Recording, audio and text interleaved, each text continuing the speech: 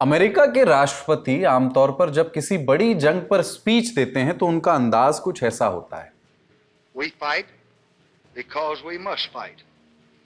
If we are to live in a world where every country can shape its own destiny, and only in such a world will our own freedom be finally secure. Our American and coalition forces are in the early stages of military operations to disarm Iraq, to free its people, and to defend the world from grave danger. I can report to the American people and to the world that the United States has conducted an operation that killed Osama bin Laden, the leader of Al-Qaeda. और फिर आते हैं Donald Trump. Most importantly, I killed General Qasem Soleimani in my first term. He was an evil genius, brilliant person, a horrible human being, however, the father of the roadside bomb, and he lived just horrible what he did. We're going to bring them back to the Stone Ages where they belong. श्वेत प्रासाद के सर्वोच्च सिंहासन पर विराजमान स्वर्णकेशी अधिपति, आधुनिक युग के स्वघोषित पितामह डोनाल्ड ट्रंप ने आज सुदूर पारस की धरा को पाषाण युग की निशुल्क यात्रा पर भेजने का संकल्प लिया है। जब संपूर्ण विश्व कृत्रिम बुद्धिमत्ता के पीछे भाग रहा है, 6G और आर्टिफिशियल इंटेलिजेंस के मृगछौनों की तलाश में है, तब इस नायक या खलनायक ने सोचा कि क्यों न सबको गुफाओं में वापस ले जाकर परम शांति स्थापित की जाए। परम शांति वाकई है क्या? जमीन पर तो सायरन की आवाजें हैं, मिसाइलों की गूंज है, उधर समंदर के रास्ते बंद पड़े हैं, दुनिया भर की अर्थव्यवस्था हिचकोले खा रही है, इजराइल का हाथ थामे हुए अमेरिका आग से खेल रहा है और उसकी तपिश पूरी दुनिया महसूस कर रही है। लेकिन ट्रंप के लिए ये सब शॉर्ट टर्म प्रॉब्लम्स हैं। वो एक सांस में जीत का टंका पीटते हैं और दूसरी ही सांस में तबाही की धमकियां देते हैं। इस बीच जंग का क्या होगा, ईरान की जनता का क्या होगा, तेल और गैस की कीमतों का क्या होगा, ट्रंप की स्पीच से इन सवालों का जवाब कितना मिला, इसी पर बात करेंगे। नमस्ते, मैं हूं कुलदीप और आप देख रहे हैं लल्लन टॉप का अंतर्राष्ट्रीय प्रसंगों से जुड़ा रोजाना का कार्यक्रम दुनियादारी। Brought to you by Candid and Rajnikantha. Candid dusting powder, 4 skin problems का एक expert solution. Candid dusting powder, हटा खुजली, लगा कैंडिड। तो 1 अप्रैल को डोनाल्ड ट्रंप टीवी पर आए और दुनिया टकटकी लगाए हुए बैठी थी इंतजार में कि ट्रंप इस जंग से बाहर निकलने का कोई साफ सीधा रास्ता हो सकता है बताएंगे, या शायद जंग ही खत्म करने का ऐलान कर देंगे। लेकिन खोदा पहाड़ निकली चूहिया। उनका भाषण ऐसा था कि पिछले 32 दिन की जंग में उनके सारे ट्रूथ सोशल के पोस्ट को एक साथ लिख करके उनको स्क्रिप्ट थमा दी गई हो और वो 19 मिनट तक उसे पढ़ करके सुनाते रहे। ऐसी स्पीच से सवालों के जवाब तो क्या ही मिलते, उलझनें और भी बढ़ गईं। एक एक करके देखते हैं। ट्रंप ने अपनी पीठ खुद थपथपाई जैसी उनकी आदत है और कहा कि अमेरिका सारे लक्ष्य, सारे टारगेट हासिल करने के करीब है। उनका दावा है कि ईरान की नौसेना और वायुसेना ने घुटने टेक दिए हैं, उनके हथियार और रॉकेट लॉन्चर मलबे में तब्दील हो गए हैं। चलिए मान लेते हैं कि दुश्मन ज़मींदोज़ हो चुका है, लेकिन ट्रंप के अगले ही बोल सुनिए। वो कह रहे हैं कि मैं अगले 2-3 हफ्तों में ऐसा कहर अमेरिका, वो यानी अमेरिका, बरपाएगा कि ईरान सीधे पाषाण युग में, स्टोन एज में पहुंच जाएगा। To hit them extremely hard over the next 2 to 3 weeks.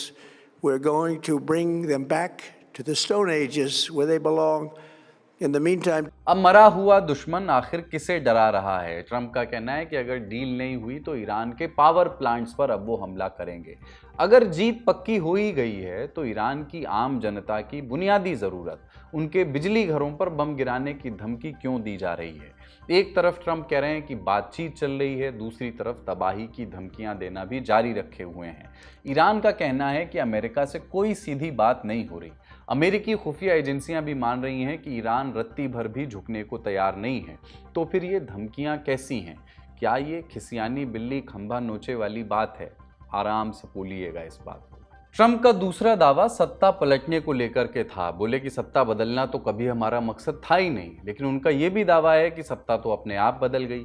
तर्क ये दिया कि ईरान के पुराने नेता मारे गए, जो नए नेता आए हैं वो बहुत समझदार हैं। regime change was not our goal. We never said regime change, but regime change has occurred because of all of their original leader's death. Trump ने इसके लिए वेनेजुएला का उदाहरण दिया, शेखी बघारी की कैसे अमेरिकी सेना ने चुटकियों में वेनेजुएला पर कब्जा करके निकोलस मादुरो को अगवा कर लिया। लेकिन अफसोस कि अमेरिकी खुफिया एजेंसियां ही ट्रंप के दावों की पोल खोल रही हैं। उनका कहना है कि ईरान में कोई तख्ता पलट नहीं हुआ है, बल्कि आयतुल्लाह अली खमेनी के मौत के बाद जिन लोगों के हाथ में कमान आई है वो पहले से भी ज़्यादा कट्टर हैं।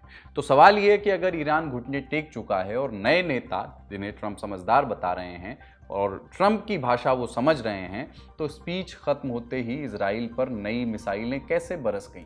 अगला पॉइंट है ईरान का न्यूक्लियर प्रोग्राम। ट्रंप हमेशा से कहते रहे कि वो ईरान को परमाणु बम साहब नहीं बनाने देंगे, लेकिन इस स्पीच में वो अपने ही वादे से मुकरते दिखे। उनका कहना है कि B-2 बॉम्बर्स ने परमाणु ठिकानों पर इतना भयंकर प्रहार किया है कि अब मलबे के करीब फटकने में भी महीनों लग जाएंगे, इसलिए कोई खतरा नहीं है। The nuclear sites that we obliterated with the B-2 bombers have been hit so hard that it would take months to get near the nuclear dust, and we have it under intense satellite surveillance and control.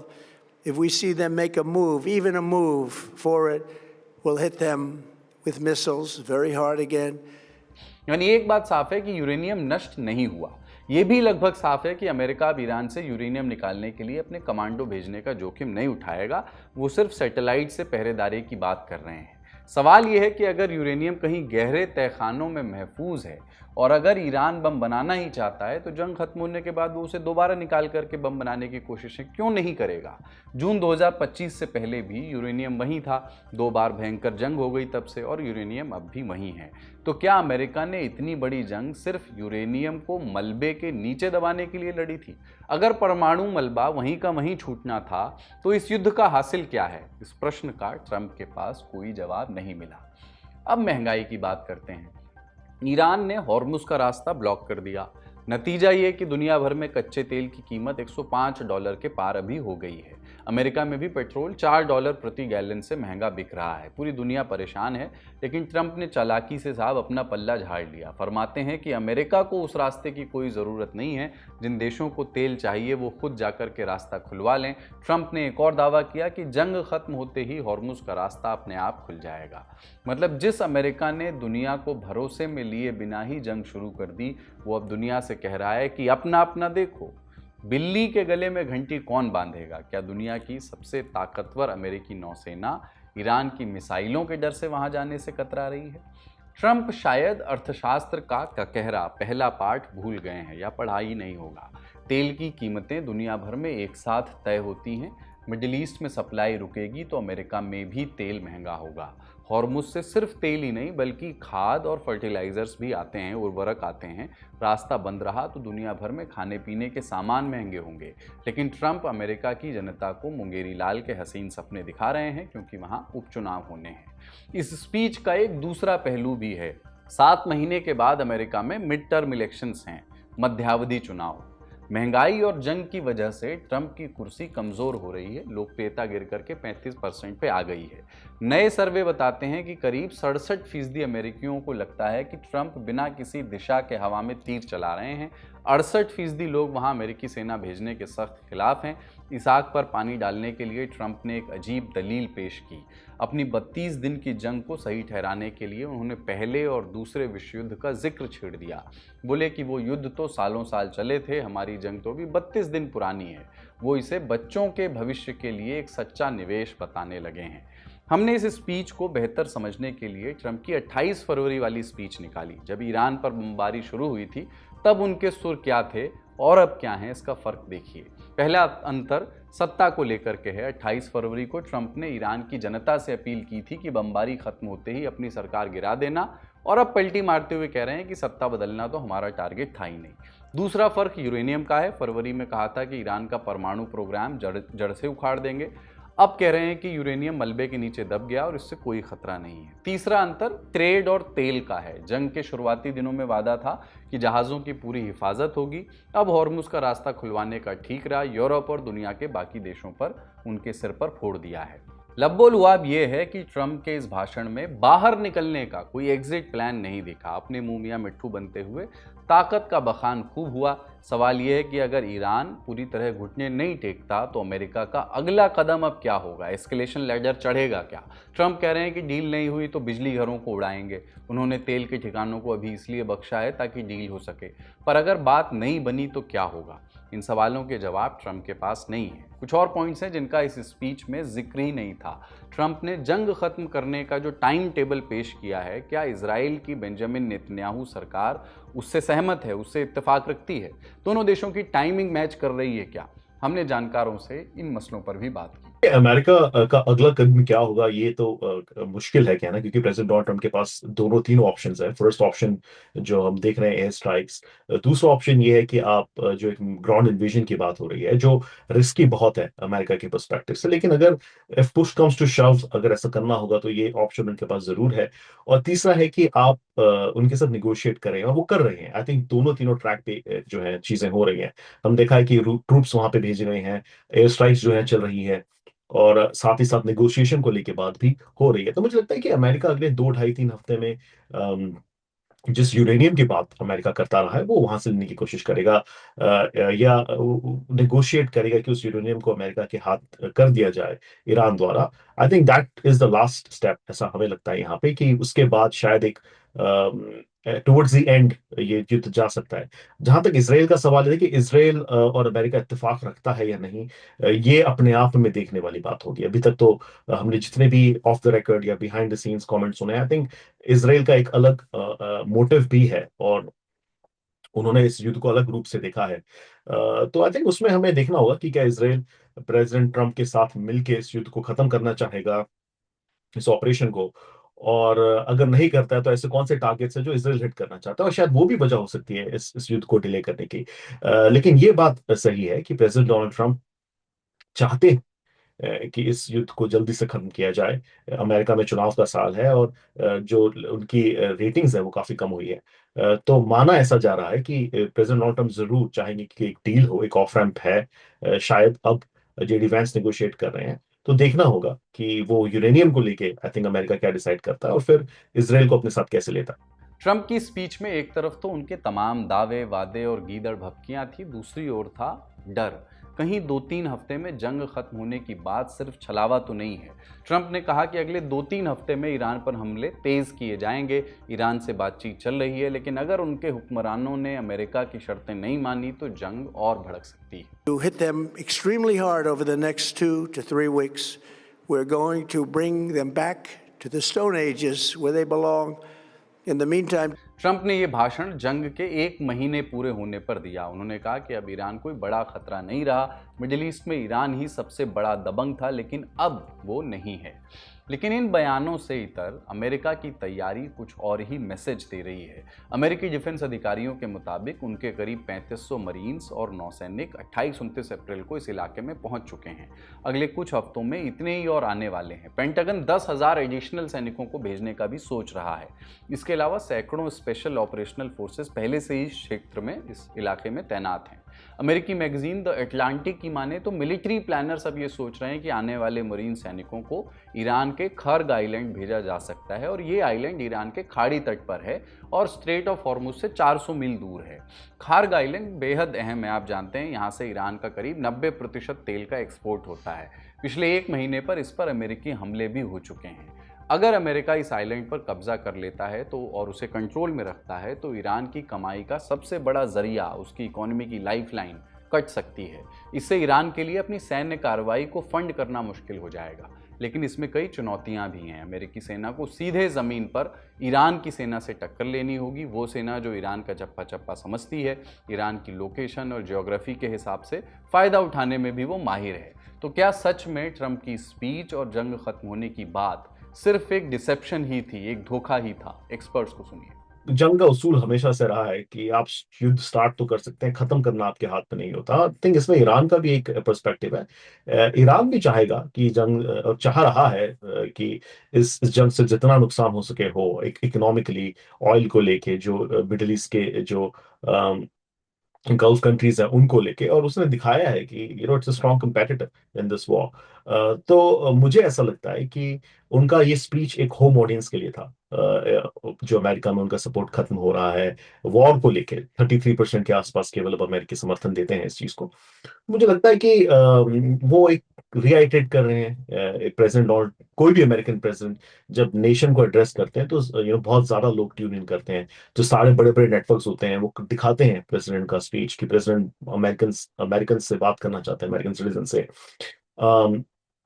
तो मुझे लगता है कि उनका speech एक गोल था domestic audience के लिए। लेकिन क्योंकि अब उनका स्पीच पूरी दुनिया देखती है तो उसमें हर कोई अब कुछ ढूंढने की कोशिश कर रहा है। मुझे लगता है कि वॉर 2 ढाई हफ्ते 3 हफ्ते ऑब्वियसली चलने वाला है, और डिपेंड करेगा कि ईरान कैसे निगोशिएट करता है अमेरिका के साथ, और क्या अमेरिका उन चीजों को मानता है या नहीं मानता है। लेकिन कोशिश प्रेसिडेंट डोनाल्ड ट्रंप की रिपब्लिकन पार्टी की लीडरशिप की ये है कि इस जंग के जो ऑब्जेक्टिव्स हैं वो एक बार एस्टैब्लिश कर लिए जाएं कि हमने ये सब कुछ कर लिया है।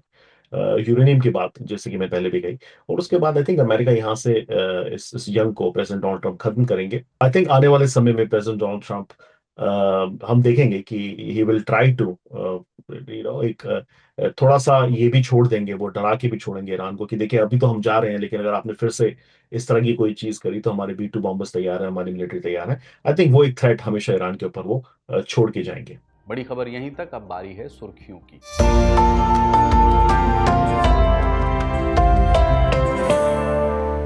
50 साल से ज़्यादा वक्त बीत गया और अब जाकर के इंसान ने फिर से चांद की ओर उड़ान भरी है। नासा ने अपना आर्टेमिस 2 मिशन लॉन्च कर दिया है। 1 अप्रैल को फ्लोरिडा के कैनेडी स्पेस सेंटर से एक रॉकेट अंतरिक्ष के लिए निकला। इसमें 4 अंतरिक्ष यात्री भी सवार हैं, 3 अमेरिका के और 1 कनाडा का। ये लोग पूरे 10 दिन अंतरिक्ष में रहेंगे, लेकिन चांद पर उतरेंगे नहीं, बस उसका चक्कर लगाएंगे और धरती पर लौट आएंगे। इसके बाद उनका कैप्सूल प्रशांत महासागर में सैन डियागो के पास गिरेगा। आप कहेंगे कि अगर चांद पर उतरना नहीं है तो ये मिशन अहम क्यों है? असल में ये भविष्य की बड़ी उड़ानों की नींव है। इस मिशन के जरिए इंसान धरती से करीब 4 लाख किलोमीटर दूर जाएगा। इतिहास में आज तक कोई इतनी दूर नहीं गया है। ये यात्री चांद के उस हिस्से को भी देखेंगे जो धरती से दिखता नहीं है। जब ये लौटेंगे तो एक नया रिकॉर्ड बनेगा। वापसी के वक्त इनकी रफ्तार 25,000 मील प्रति घंटा होगी। ये इंसान की अब तक की सबसे तेज उड़ान होगी। सफ़र के दौरान कई ज़रूरी टेस्ट होंगे। यात्री डीप स्पेस में लाइफ सपोर्ट और संचार सिस्टम परखेंगे। पहली बार डीप स्पेस टॉयलेट सिस्टम का भी टेस्ट होगा। वैज्ञानिक देखना चाहते हैं कि खतरनाक रेडिएशन का इंसानी शरीर पर असर क्या होता है। ये सारी तैयारियां इसलिए हो रही हैं ताकि भविष्य में इंसान चांद पर जाए या मंगल पर जाए तो खतरा ना रहे। मिशन कामयाब रहा तो नासा आर्टेमिस 3 और 4 के जरिए एस्ट्रोनॉट्स को फिर से चांद पर भेजेगा। अगली सुर्खी रूस यूक्रेन जंग से जुड़ी है। रूस के रक्षा मंत्रालय ने दावा किया है कि उसने यूक्रेन के लुहांस्क इलाके पर पूरी तरह से कब्जा कर लिया है। साथ ही खार्किव और जापोरेजिया के 2 और गांवों पर भी कब्जे की बात कही गई है। लुहांस्क और दोनेत्स्क मिलकर के डोनबास इलाका बनाते हैं। रूस ने 2022 में लुहांस्क को अपना हिस्सा घोषित कर दिया था।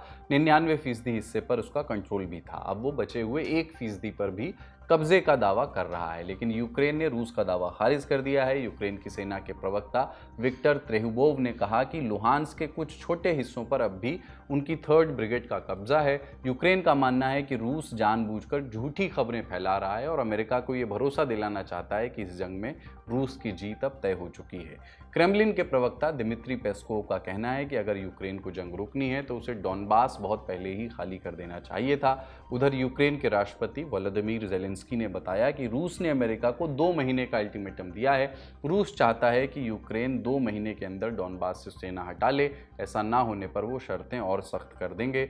ज़ेलेंस्की ने इस पर हैरानी जताई और कहा कि रूस 2 महीने में डोनबास जीत ही नहीं सकता। ज़ेलेंस्की बातचीत से मसला सुलझाना चाहते हैं, लेकिन उनकी एक शर्त है, वो चाहते हैं कि सीज़ फायर उसी लाइन पर हो जहां आज दोनों देशों की सेनाएं खड़ी हैं। आज का दुनियादारी यहीं तक। अपना और अपनों का ख्याल रखिए। देखते रहिए दी ललन टॉक। शुक्रिया। शुभ रात्रि।